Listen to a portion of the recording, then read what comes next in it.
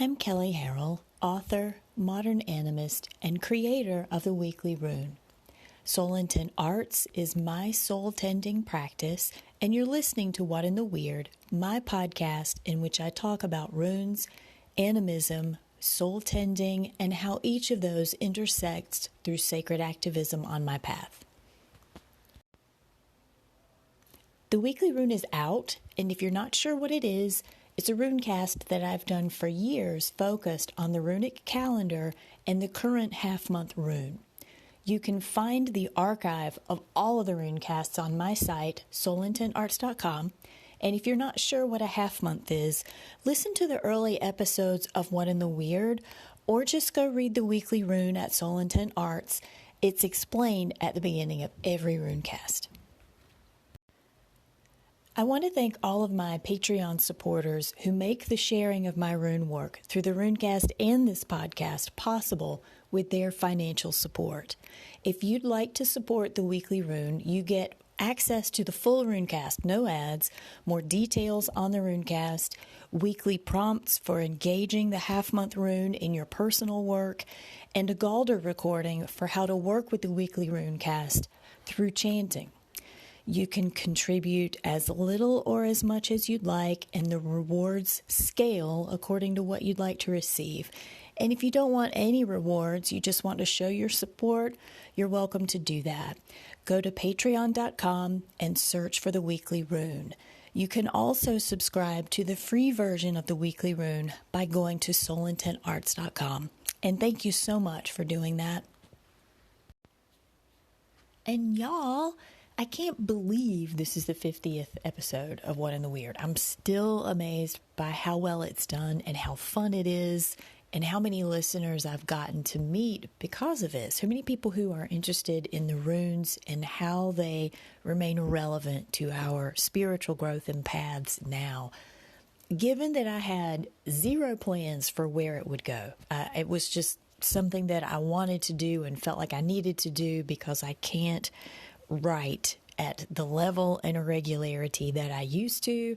I'm just thrilled that it's gotten over 11,000 plays and it holds at 250 listeners per episode. That's thrilling.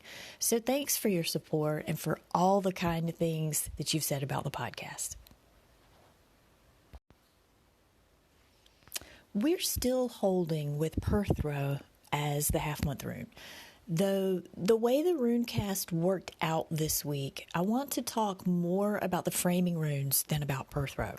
I mean, we know all about it, right? Listen to last week's episode, and you can read the runecast to get the basics on Perthro on my website at soulintentarts.com. So let's talk about the most challenging parts of Perthro. This is stuff we can't control.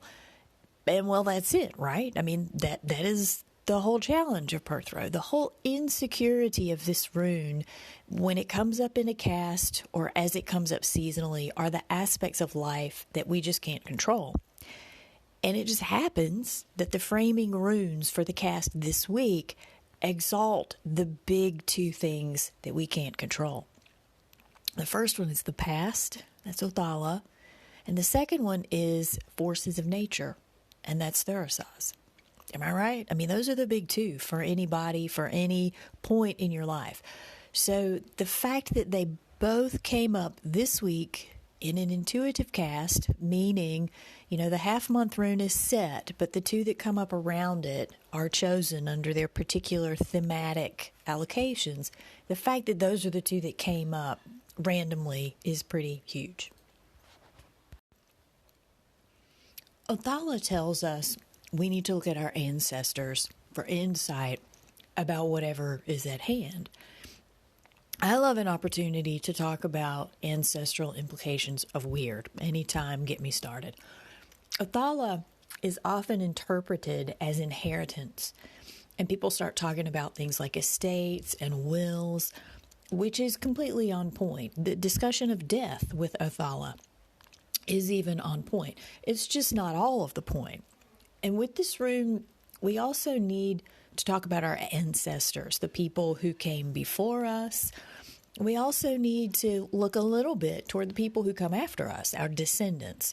And so that leaves us in this incredibly empowered point of the present, that we've got to kind of figure out what we're doing, how we contribute to becoming an ancestor. And so whenever I talk about ancestors, most people have no idea who they are. Like pretty much beyond great grandma and grandpa, they have no idea who their ancestors are. They've got some, general genealogical perspective, and that's it. There's also the fact that most people have ill feelings about the ancestors that they did know. They're not too crazy about them. They were hurt by them. You name it. There's also the component that our ancestors carry a history of oppressing and or being oppressed. There's deeply uncomfortable stuff in our ancestry, and it's uncomfortable with good reason. So, of course, any steps that we take into that territory to do healing around it, they're going to be uncomfortable also, and yet their unhealed shit impacts us. If we don't address their wounds, we can't have the best relationship to our own weird.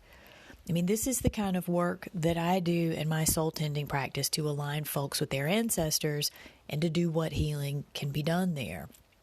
Likewise, Othalis, it's a very clear boundary of what's family and what isn't, what's community and what isn't. We hear that, and to us, modern people, it sounds really insular and simple. Sure, I know who my family is. I know who my people are.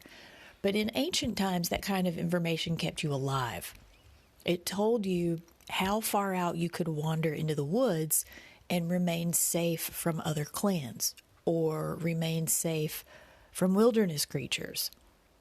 It told us what was Innengarder and Utgarder, which was what was within or beyond your community boundary. And what lay beyond the boundary were the forces of nature, which are Thurisaz. Thurisaz represents uncontrolled change that we can only respond to. It's what's beyond our control that has impacted us in an unexpected and even potentially alarming way. And while Perthro itself doesn't necessarily come with that kind of baggage, it absolutely reminds us that there are such forces in life. There will always be components of life that we can't control and can only respond to. So what does the presence of both of these ingredients of Perthro signify for us this week? And of course, those are aspects of the past and forces of nature. What do they mean in this rune cast? In short, they mean do the work. Do the ancestral work of looking back and beginning the healing process. If you don't know how to do that, contact me, soulintentarts.com. It means do the work of sharpening your skills to respond to life's challenges, not just react. And that means learn to bring more than instinctive recoil. Do the work to internalize the emotional and mindful responses to meet adversity and remain functional in it and through it. We all know you can learn emotional responses, mindfulness, while you're in the midst. But you're not as likely to have internalized it and know to call on it when you need it as you are when you learn it in the quiet time. I said this in the runecast, and it bears repeating. These runes, because they're framing the half-month rune, they're not the focus. The half-month is the focus. Othala and Perthro, they don't so much mean that events are coming this week that are challenging. There's no more adversity coming now or less than there ever is. But what they're giving us as the compliments to Perthro is a heads up to get those skills now. Do that work now so that in crunch time we have options. As much as Perthro is the reminder of the unknown, so it is the reminder that within that vastness are infinite options to respond. That's it for this episode. If you have questions or insights about working the runes in season, or you just need a cheerleader, feel free to email me at kelly@solentonarts.com, or you can call in through the Anchor app, which is how I record What in the Weird, and you can download Anchor on Android or iPhone. Also, check out earlier episodes by downloading them from Google Play or iTunes and all those other platforms for podcasts. If you get a chance, check out Everyday Animism, which I co-host with a couple of other lovely ladies, Brandis Schnabel and Janet Roper, which is also on Anchor. And other podcasts you may enjoy are Around Grandfather Fire, hosted by James Stovall and Sarenth Odinson, and Why Shamanism Now, hosted by Christina Pratt. You can learn more about me and my work by visiting solentonarts.com, and I'm most active on social media at Instagram at Kelly Soul Arts. I'm Kelly, and this has been What in the Weird.